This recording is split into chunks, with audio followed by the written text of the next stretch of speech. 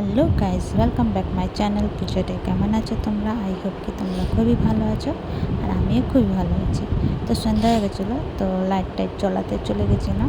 তো নিচে light tight জ্বলিয়ে টলিয়ে এবার রান্নাঘরে যাব, খাওয়াটা বানাবো সন্ধ্যা দিয়ে। তো এই যে রান্নাঘরে চলে আসলাম। তো এই যে কড়াই বসিয়ে দিলাম, কড়াইটা গরম হয়ে গেছিলো।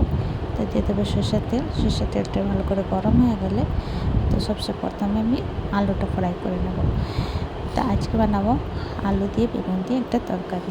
এই তরকারিটা আমার দিদা খুব ভালো করে বানাতো, খুব টেস্টি হতো দিদার হাতে খাওয়া।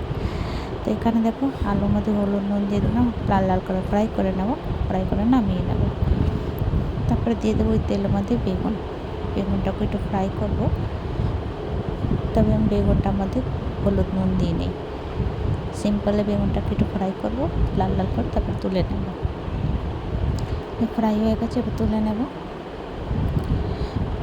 তারপরে এর মধ্যে দিয়ে দেবো একটু তেল, আর তেলের মধ্যে দিয়ে দেবো পাঁচফোড়ন, তেজপাতা, শুকনো লঙ্কা দিয়ে ফোড়নটা করতে দেবো।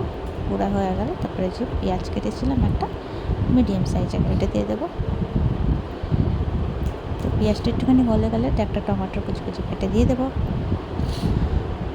তো একটু নাড়াচাড়া করবো। তারপরে আদা রসুন বাটা, হলুদ গুঁড়ো, লঙ্কা গুঁড়ো, স্বাদ অনুসার নুন আর জিরে পাউডার। নুন আমি দিয়েছিলাম আলুর মধ্যে ফ্রাই করার সময়, তো নুনটা ওই আন্দাজে দিয়ে দেবো একটুখানি জল। ভালো করে মশলাটা কষিয়ে নেব। তারপরে যে ফ্রাই করা আলু বেগুনটা দিয়ে দেবো, দিয়ে নাড়াচাড়া করবো। নাড়াচাড়া করে তারপর আমি ওই থালাটা ধুয়ে একটু জল দিয়ে দেবো। তখন 2-3 মিনিট তখন নাড়াচাড়া করবো। ওই থালাতে দিয়ে জল দিয়ে দেবো, তো একটু কষাবো ভালো করে।